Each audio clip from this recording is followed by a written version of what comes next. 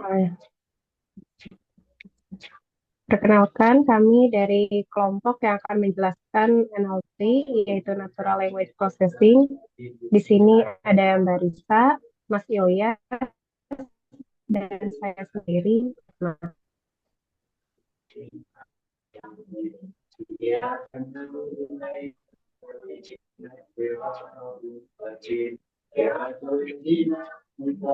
apa itu NLP? NLP menurut IBM adalah mengacu pada cabang ilmu komputer yang lebih khusus lagi cabang kecerdasan buatan atau AI yang berkaitan dengan memberikan kemampuan kepada komputer untuk memahami teks dan kata-kata yang diucapkan dengan cara yang sangat mirip dengan kemampuan manusia. Jadi bagaimana kita mengajari komputer itu untuk memahami kata-kata seperti manusia.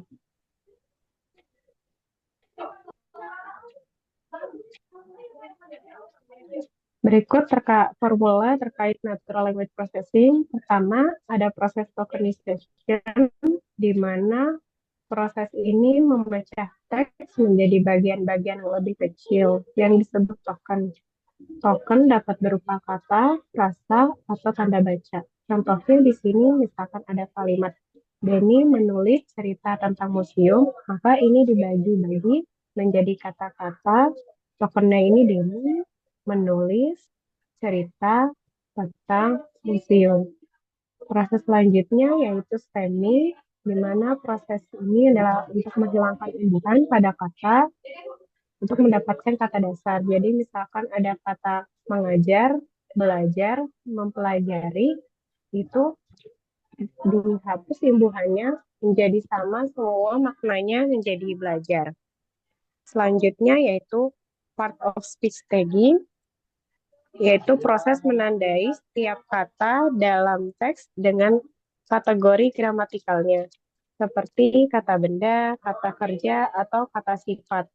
Di sini kalimat tadi, Denny menulis cerita tentang museum, Denny bertindak sebagai subjek, menulis yaitu predikat, cerita objek, dan tentang museum yaitu keterangan tempat.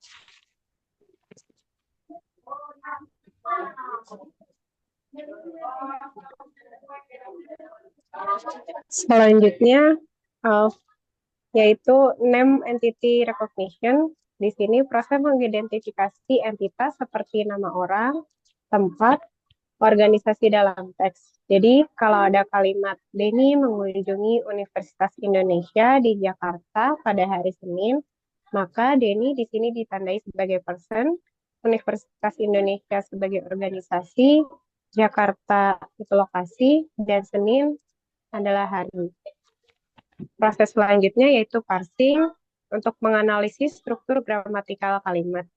Misalkan ada kalimat kucing itu memakan ikan, hasil parsingnya akan dibuat menjadi lebih sederhana. Di sini kalimat dibagi menjadi frasa nomina, kata kerja, lalu ada dipetakan lagi menjadi penentu dan kata benda.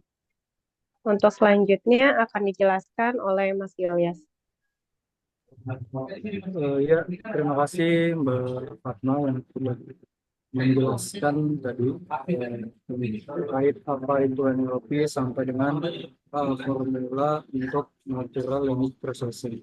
Nah, di sini saya akan mencoba untuk melanjutkan untuk formula terkait NLP sendiri itu kemudian ada yang namanya semantik analisis.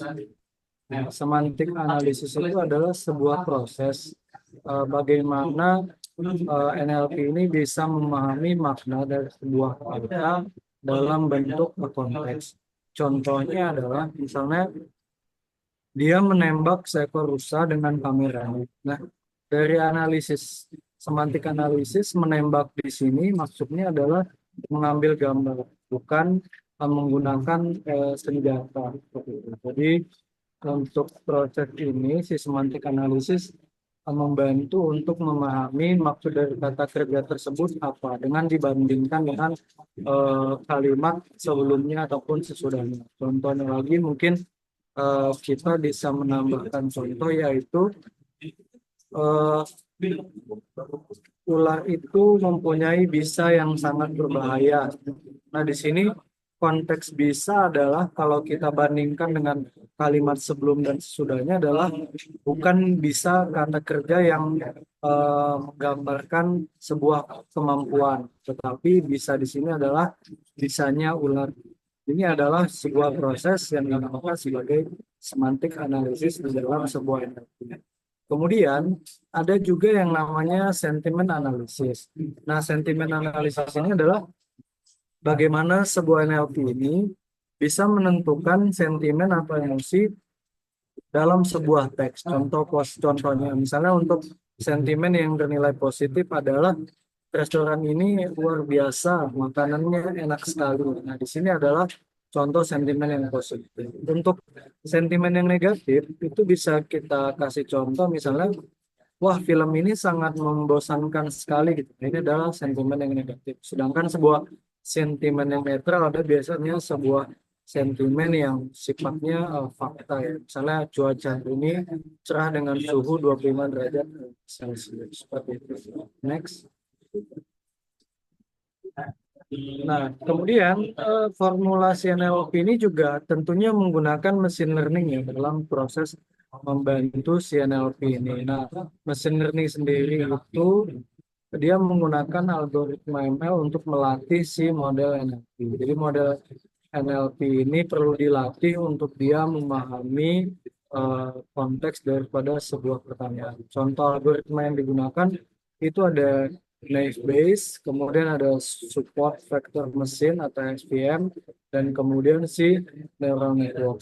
Si machine learning ini nanti bisa membantu untuk bagaimana si token-token itu dilatih modelnya, sehingga dia dapat menghasilkan sebuah jawaban yang sesuai yang kita inginkan. Nah, kemudian juga menggunakan proses deep learning. Nah, di deep learning ini untuk konteks yang sifatnya itu lebih lebih apa ya, lebih rumit, maka diperlukan deep learning. Contohnya ketika kita misalnya memberikan sebuah image kepada sebuah sistem yang sudah ada NLP-nya, maka NLP tersebut dengan bantuan deep learning akan menganalisis gambar yang kita kirimkan tadi. Contohnya misalnya kita memberikan sebuah gambar tubuh manusia. Kemudian kita akan bertanya, bagian mana yang disebut dengan kuping dari gambar ini.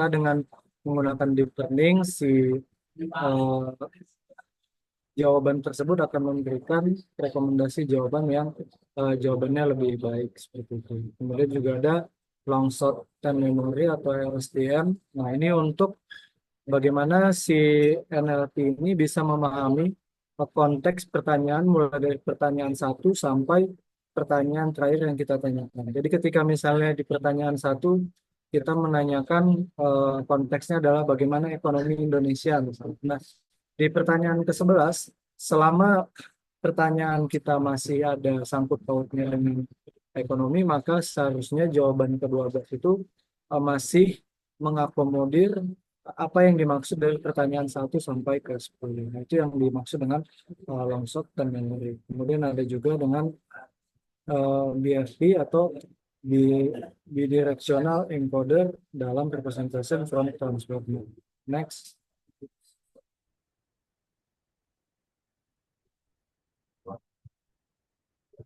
Oke.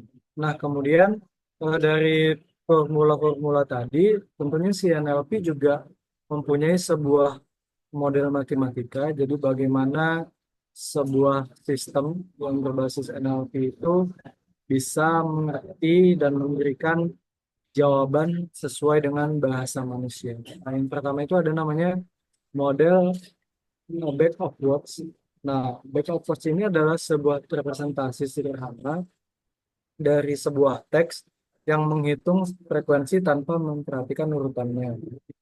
Contohnya adalah saya suka kucing, kemudian kucing suka ikan. Nah, representasinya adalah saya diartikan dalam angka 1, kemudian suka 2, kemudian kucing 2, ikan 1. Jadi kan kalau kita lihat dari dua kalimat ini, saya itu hanya ada satu. Kemudian suka. Nah, suka ini kan ada dua di sini. Saya suka kucing dan kucing suka ikan. Kemudian kucing juga ada dua.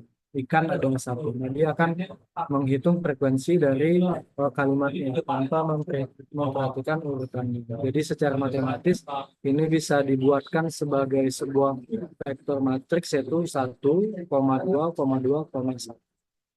Oke. Kemudian selanjutnya ada term frekuensi, inverse dokumen frekuensi. Nah, ini adalah sebuah proses untuk menghitung pentingnya sebuah kata dalam dokumen relatif terhadap korpusnya.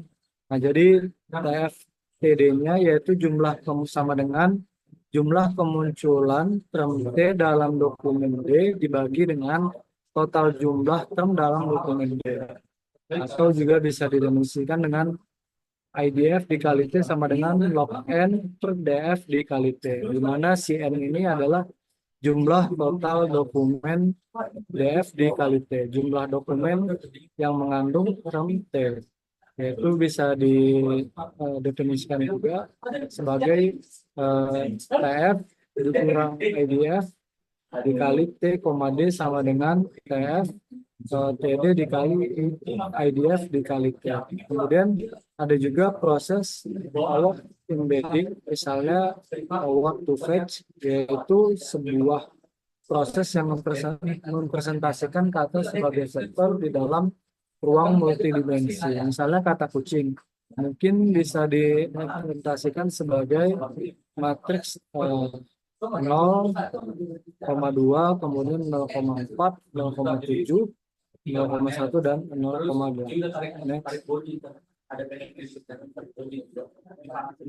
Oke, selanjutnya untuk model matematika lanjutannya akan dijelaskan oleh teman saya, Mbak Trisa.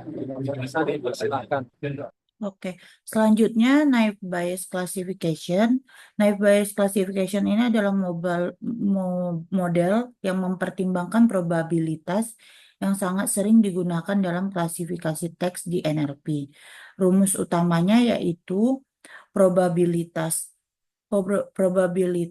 teks atau data yang masuk pada kelas C dengan kondisi fitur yang ada di X. Untuk mencarinya, maka probabilitas fitur X yang muncul di kelas C itu dikalikan dengan probabilitas kelas C, kemudian dibagi dengan probabilitas fitur X. Kemudian yang selanjutnya recurrent neural network atau RNN.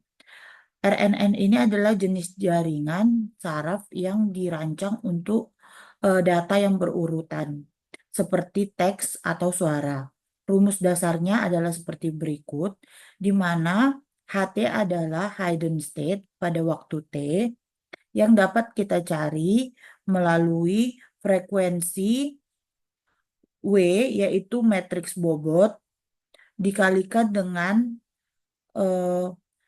HT minus 1 ditambah dengan waktu bobot dari input pada waktu T, kemudian dikalikan dengan input pada waktu T, kemudian dikalikan lagi dengan output pada waktu T. Sehingga dapat hasilnya yaitu matriks bobot dari hidden state pada output dikalikan dengan hidden state di waktu T. Selanjutnya transformer, misalnya BIRT atau GPT. Transformer ini adalah model yang lebih canggih yang digunakan dengan mekanisme self-attention untuk menangani ketergantungan antar kata dan teks secara lebih efisien. Salah satu komponen kunci dari transformer ini yaitu attention-nya. Attention ini terdiri dari Q, K, T. Q adalah query matrix, K adalah key matrix, dan V adalah value matrix. Ya, attention Q, K, V dapat dicari dari fungsi softmax, yaitu yang digunakan untuk mengkonversi nilai atensi ke dalam probabilitas sehingga setiap kata dapat memiliki fokus berbeda terhadap kata-kata lainnya. Fungsi softmax dimasukkan ke dalam query matrix, dikalikan key matrix, kemudian dipangkatkan dengan T. T-nya itu adalah time, kemudian dibagi dengan dimensi dari key, dan dikalikan dengan V, yaitu value matrixnya. Kemudian selanjutnya kita akan membahas terkait